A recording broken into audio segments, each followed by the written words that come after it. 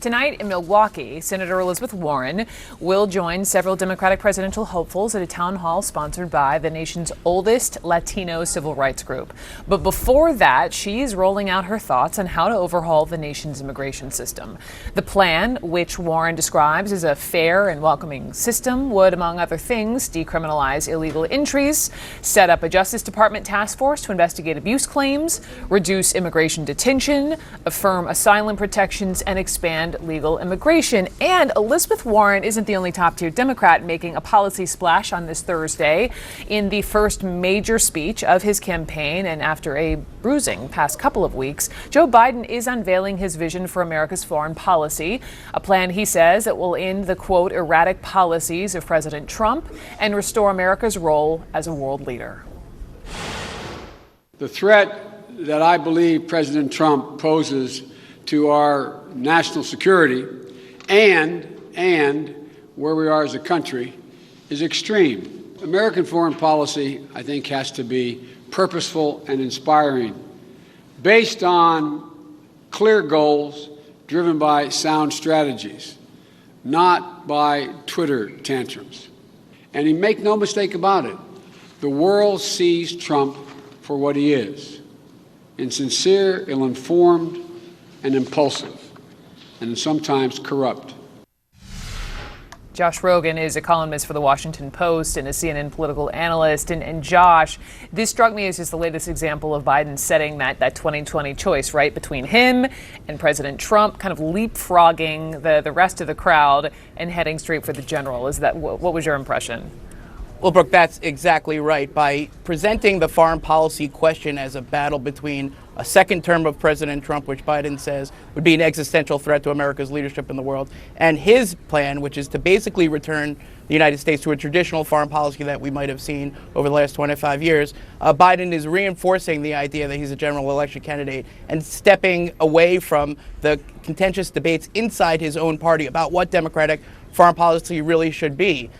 There's no doubt that the Democratic Party is going through an internal struggle. On one side, people like Bernie Sanders and Elizabeth Warren are arguing for a more progressive, less interventionalist approach. And what Vice President Biden is saying is that, no, we have to go back to what we know, because that what we know is what has helped America succeed over the last 200 years. I know that you talked to the campaign about the speech and that they're calling it, quote, foreign policy for the middle class.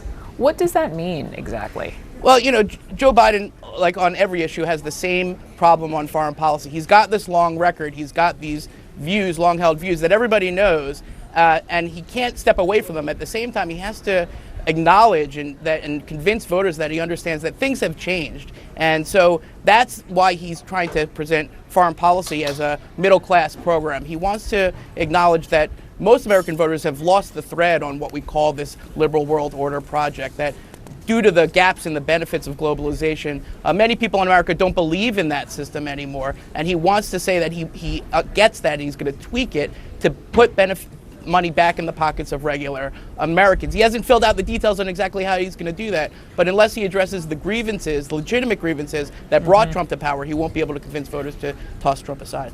Just reminding everyone, and I know you know this, but this is his wheelhouse, right? He was the chairman of the Senate Foreign Relations Committee, but to your point, critics say he's been on the wrong side of a number of issues throughout his career. Case in point, the Iraq War. This is what Jay Inslee, the governor of Washington and 2020 candidate, said before Biden's big speech today. I think the vice president in this particular case, if he is going to address foreign policy, really does have a responsibility to address the support for the Iraq War and his vote for the war authorization. I do believe he has to take responsibility for that. I think he should. Part of that is to apologize for that vote. I think that would be appropriate.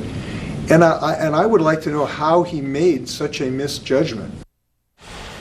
And just on top of this, let me read this for you. This is Bernie Sanders' foreign policy advisor just tweeting, did Biden really get through that entire speech without mentioning the Iraq War? Did that just happen? So, the question is, in today's Democratic Party, is one of Biden's signature issues potentially a liability for him? Yeah, I think all of his record contains a bunch of assets and a bunch of liabilities. The Iraq vote is definitely a liability.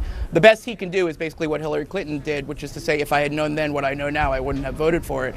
But what the Biden campaign told me is that they're trying to spin this forward to address concerns about interventionism by promising to take all U.S. combat troops out of Afghanistan and to remove U.S. support for the Saudi war in Yemen. So he's trying to have his cake and eat it too. He wants a foreign policy that progressives can live with, but that centrists can love. And the details are to be determined. I would look also at trade. Biden's never said whether he wants to go back to TPP, the Trans-Pacific Partnership, which he worked on for years. It would seem that he would be in favor of that. Those are all details that I guess we're going to have to wait for in a future speech. Josh Rogin, thank you very much. Anytime. How about this story?